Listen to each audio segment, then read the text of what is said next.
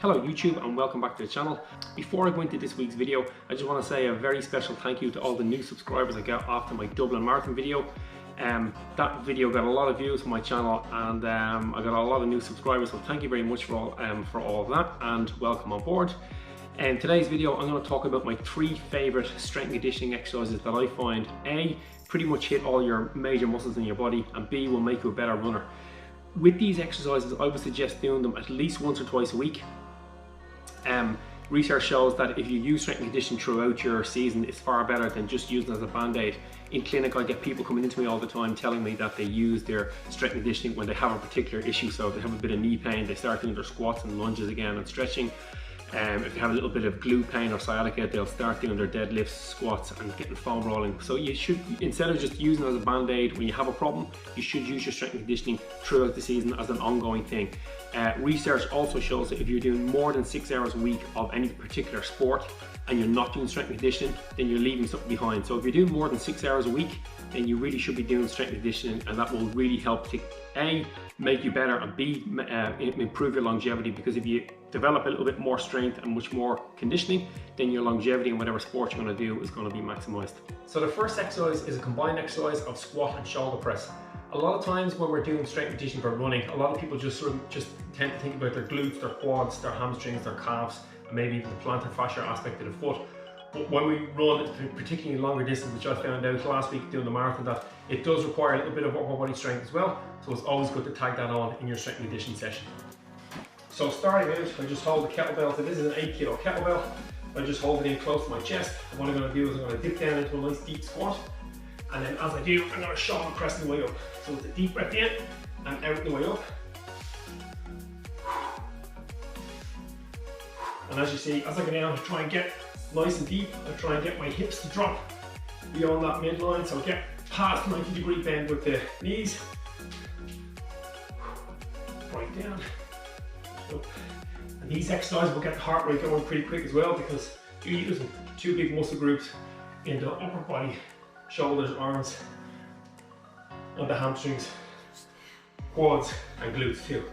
If the first exercise relied on the lower body and upper body muscles, the second exercise is going to be lower body again and also the core. So what I'm going to do is I'm going to have myself off balance, because I'm going to have the kettlebell in one arm and I'm going to do the exercise, and while I'm doing it I'm going to have to maintain a lot of strength to keep myself stable and falling over. On this one I'm going to start in a split position. I'm going to drop my right knee down towards the ground, and as I come up, a little bit of explosion to bring that right arm up into a shoulder press. So drop it down and up and down. So again, we're working that upper body a little bit, but mainly I'm really focused on that core to keep myself from falling over, because the weight is only on one side of the body, and I'm really feeling it on those hamstrings, glutes, and particularly the quads in the back leg. So just to switch over to let you see how it looks on the other side, in that split stance, drop it down and drive up.